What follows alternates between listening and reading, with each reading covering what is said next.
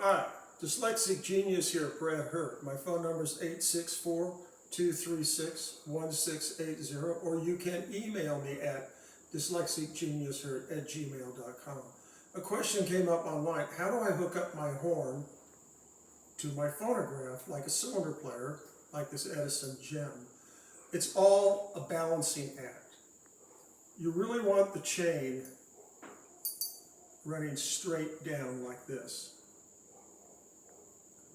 And you want the reproducer and the carriage to float freely because it flexes right in here.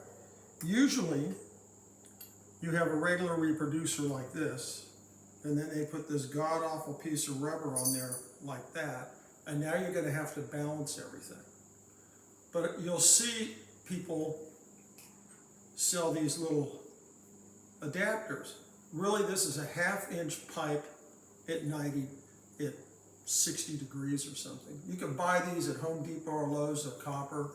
You can send it out and have it nickel plated if you want, but it works. That's exactly what this piece is. So they'll put this on like that, so that when the carriage moves, this pivots. And then you would add the rubber to your reproducer.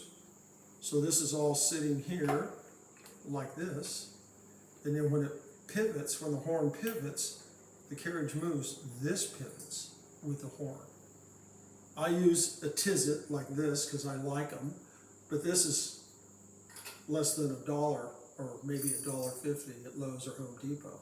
You can buy them online, or are pretty nice, but copper, it won't bother you.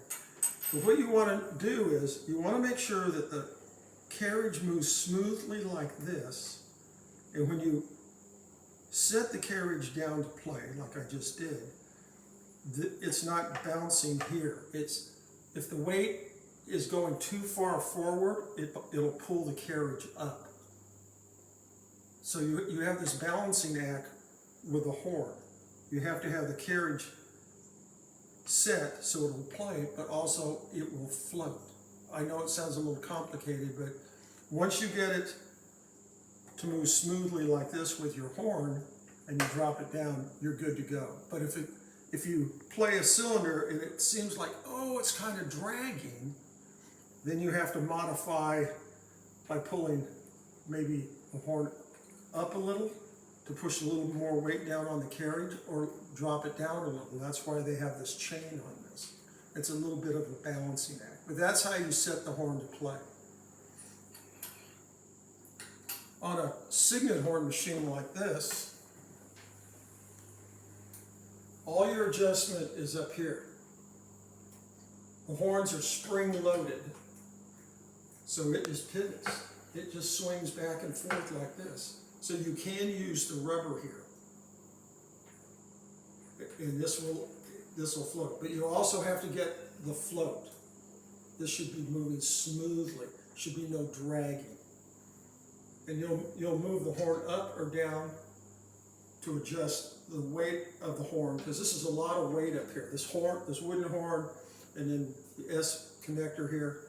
This is a lot of weight pushing down on your carriage. So you have to lighten it up. So how do you lighten it up? You bring the horn up.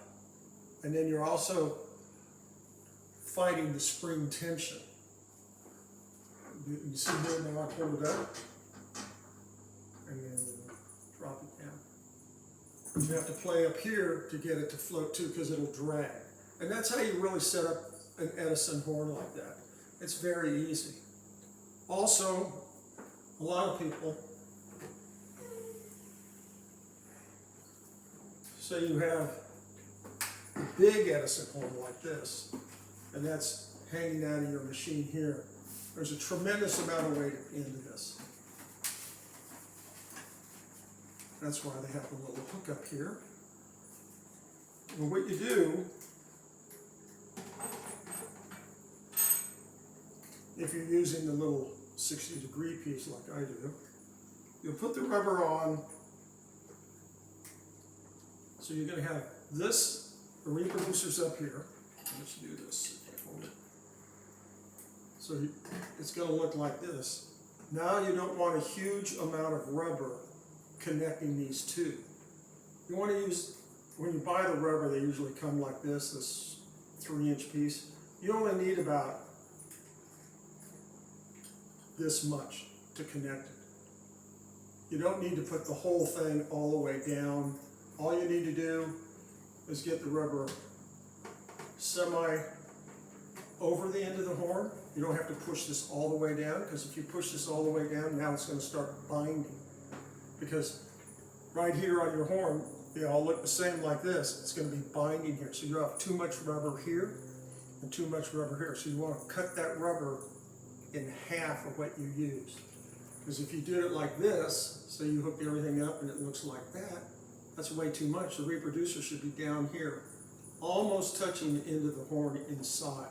So you just got it clamped very gently. And that takes out a lot of the binding on your horns. I know it's kind of complicated, but the whole key of the whole thing is to get it to float. That's the key. I love this hobby, and that's my tip for the day.